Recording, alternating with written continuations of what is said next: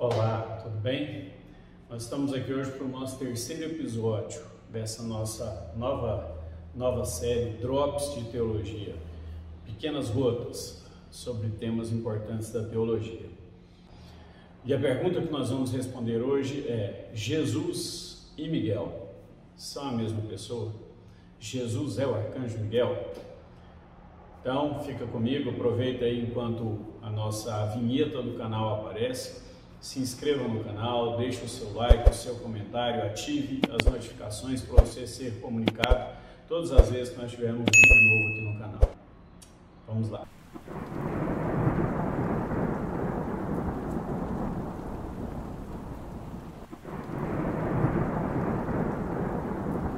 Eu sei que provavelmente você já deve ter escutado isso, basicamente dito por duas religiões.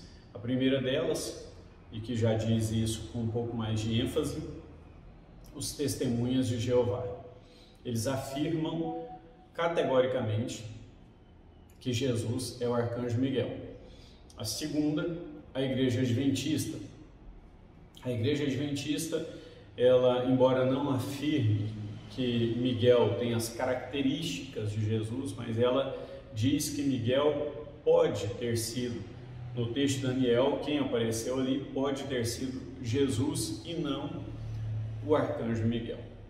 Nós vamos comentar essas duas posições à luz da Bíblia. Bom, como eu disse, a visão adventista é muito clara, né? Para eles, quando a gente pega o texto de Daniel capítulo 10 e Daniel capítulo 12, os textos estão falando de Jesus Cristo e não de Miguel. Agora, já os Testemunhos de Jeová, eles têm vários pontos como fonte ou como base da sua argumentação. O primeiro ponto é o fato de que a Bíblia, por diversas vezes, a Bíblia chama a mesma pessoa por nomes diferentes. E eles citam, por exemplo, Pedro, que é chamado de Pedro e é chamado de Simão, Jacó, que é chamado de Jacó e é chamado de Israel, e Abrão, que é chamado de Abrão e é chamado de Abraão. E ainda alguns deles sugerem o próprio apóstolo Paulo, como sendo Paulo e Saulo. Bom, esse é um argumento. O segundo argumento deles é de que o texto bíblico do Novo Testamento, lá de 1 Tessalonicenses 4, versículo 16, diz que o Senhor descerá do céu com voz de arcanjo. Essa é outra argumentação. Outro argumento que eles apresentam é de que Miguel é um guerreiro militar. E Jesus, no texto de Apocalipse, é também representado como um líder, um grande líder militar. Outro ponto, segundo a Tessalonicenses capítulo 2, versículo 17. Nesse texto a Bíblia diz que Jesus virá, na tradução Novo Mundo das Sagradas Escrituras, né, que é a tradução da Bíblia para os Testemunhos de Jeová. O texto de 2 Tessalonicenses 2,17 diz que Jesus virá com os seus anjos poderosos. Esse é um outro argumento apresentado por eles. E, por último, eles argumentam que no céu só existe um exército, e esse exército é liderado por um só. Então, ele não pode ser liderado por Jesus, como alguns textos dizem, e por Miguel, como outros textos dizem, e Jesus e Miguel serem pessoas diferentes. Nós vamos argumentar primeiro a respeito do texto de Daniel 10 e de Daniel 12, 1. Daniel 10, 13 e Daniel 12, 1. E, sinceramente, na minha opinião, quando o texto nos diz ali em Daniel 12, 1, um homem vestido de linho, eu não vejo nenhum problema. Até analisando o texto em hebraico, eu não vejo nenhum problema em entendermos que o que está acontecendo ali é uma teofania. É o próprio Jesus aparecendo ali como um homem, se manifestando ali como um homem, até para trazer ao coração de Daniel a esperança do Messias, a esperança do Salvador. Então, nenhum problema. Agora, relacionar esse texto com Daniel capítulo 10, versículo 13, aí já é um problema. Por quê? Porque em Daniel capítulo 10, versículo 13, a Bíblia é muito clara. O termo usado lá não pode ser quando diz que o anjo Gabriel está falando com Daniel, né? E ele diz que o príncipe do reino da Pérsia resistiu até que Miguel, um dos principais ou um dos príncipes de Deus, veio em seu socorro. Olha, relacionar o termo ali, um dos principais ou um dos príncipes de Deus, com Jesus, não tem amparo bíblico, porque Jesus não é um dos príncipes de Deus, Jesus é Deus. O apóstolo Paulo, falando a respeito disso, na carta aos Filipenses capítulo 2, ele é muito claro, ele diz, porque o mesmo Jesus sendo Deus, Jesus é Deus, Jesus não é um dos príncipes de Deus. Ao contrário, se nós pensarmos que o texto está falando realmente de um anjo, ainda que seja um arcângelos, né, um dos anjos principais, ou um dos principais anjos, não há nenhum problema. Miguel, de fato, é um dos principais, né? E nós, evangélicos, entendemos que a classe arcanjo, ela é formada por um único anjo, que é Miguel, né? Se nós pensarmos no pós-exílio judaico, nós vamos entender que eles começam a separar ali os anjos por classe, e a gente pode até aceitar a discussão de que talvez exista um outro arcanjo, ou outros arcanjos, né?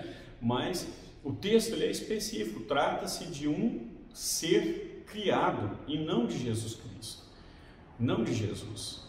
Outra coisa importante que nós precisamos também comentar a respeito desse texto é de que o texto nos fala do fato de que esse ser, esse príncipe, foi enviado por Deus para guerrear contra o príncipe do reino da Pérsia, contra Satanás. Há uma guerra espiritual, e essa guerra espiritual, ela tem muito mais significado se nós entendemos as palavras usadas do que se nós tentarmos contextualizar para a nossa cultura ocidental.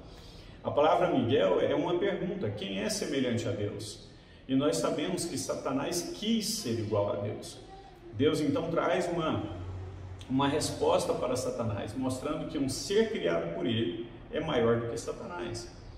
Agora vamos olhar um pouquinho para os argumentos usados pelos testemunhos de Jeová, os argumentos usados na torre de vigia ou na interpretação do livro de Apocalipse.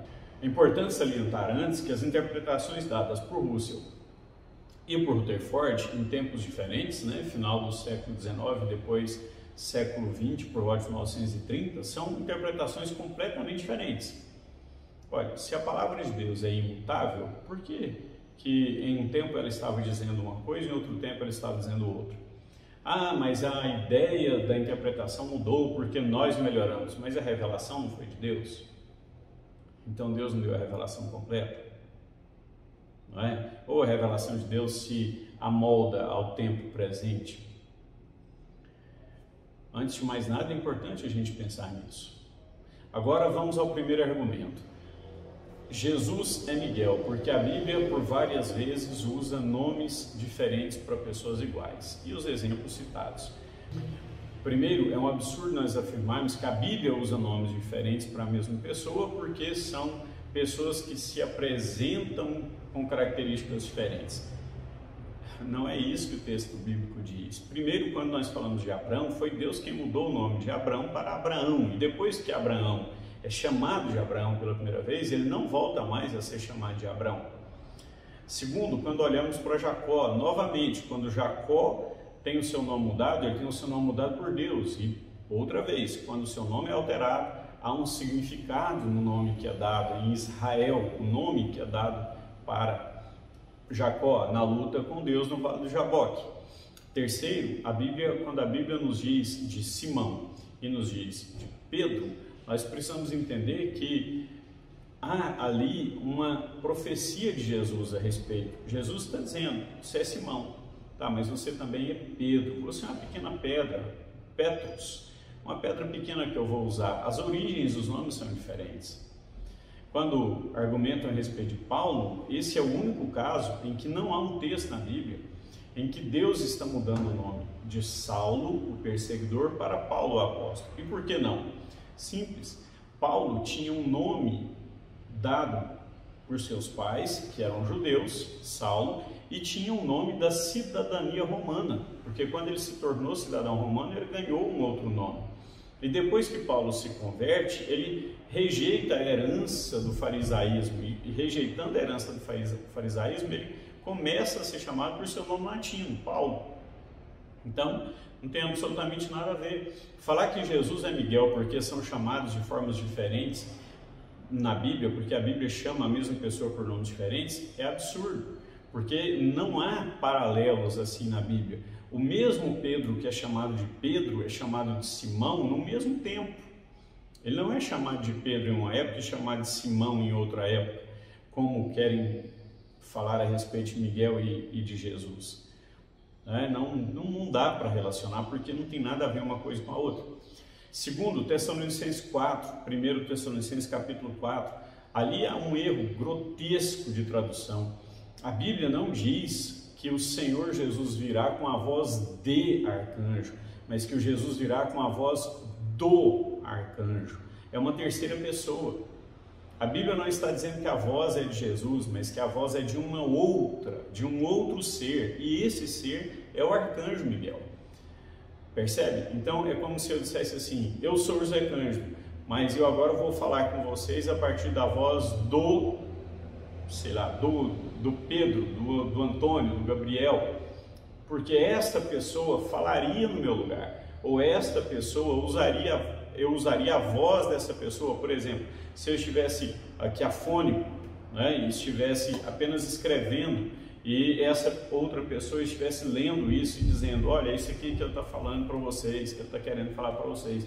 É nesse sentido, não é no sentido de que a voz do arcanjo é a mesma voz de Jesus, porque Jesus é o arcanjo. Não é isso. Não é com a voz de arcanjo. Jesus virá com a sua voz, mas ao soar da voz do arcanjo, que é o toque da trombeta. Não é que o arcanjo vai dar um grito, é o toque da última trombeta, conforme diz 1 Coríntios capítulo 15, a partir do versículo 51. Então não há, ali é um erro mesmo de tradução, A tradução do Novo Mundo contém vários erros gritantes, e esse é só mais um deles. Terceiro, Miguel, apesar de ser um líder militar, de ter o exército ali angelical, Miguel não é o general do exército. Miguel é um dos principais líderes, mas ele não é o general do exército. Ele não está no topo da hierarquia. Não é isso que o texto bíblico diz. E em nenhum lugar o texto bíblico diz que Miguel é superior a Jesus. E nem diz que Miguel é igual a Deus. Então, a palavra, como eu disse, é muito mais uma pergunta e não uma afirmação, porque senão Miguel não teria sido criado, porque Jesus não foi criado. Em quarto, nós temos um outro erro de tradução, 2 Tessalonicenses capítulo 2, versículo 17, outro erro de tradução. Veja bem, o que o texto diz não é que Jesus virá com os poderes de seus anjos, não, mas que Jesus virá com o seu poder nos seus anjos. Isso quer dizer, isso é outra coisa, são os anjos do poder de Deus. Por quê? Porque foi Deus quem criou esses anjos. Como que esses anjos foram criados? Pelo poder de Deus. Percebe? Então, são os anjos criados pelo poder de Deus. Por isso, são os anjos do seu poder. Não são anjos criados pelo poder de outro. Não são guerreiros criados pelo poder de outro, mas guerreiros criados pelo poder de Deus. E, portanto, aí os próprios TJs concordam, Eles estão dizendo que são criados com o poder de Jesus. Ora, Miguel não é criador, então Miguel não pode ser Jesus. E em último lugar, é claro que Miguel é líder, Jesus é líder, e que não existem dois exércitos no céu, existe apenas um, como só existe um exército brasileiro.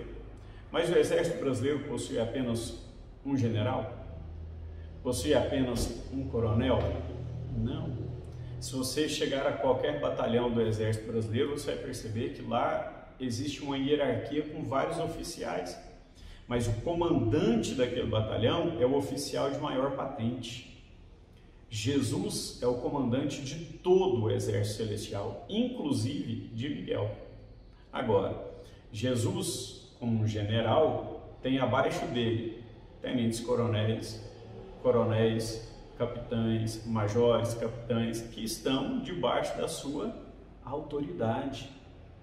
E isso não faz com que seja mais de um exército, mas que seja um exército organizado hierarquicamente.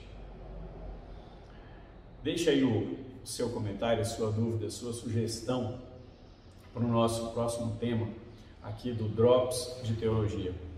Espero que esse vídeo tenha te abençoado, que possa te ajudar a entender um pouco mais da palavra do Senhor. Deus te abençoe, até a próxima semana.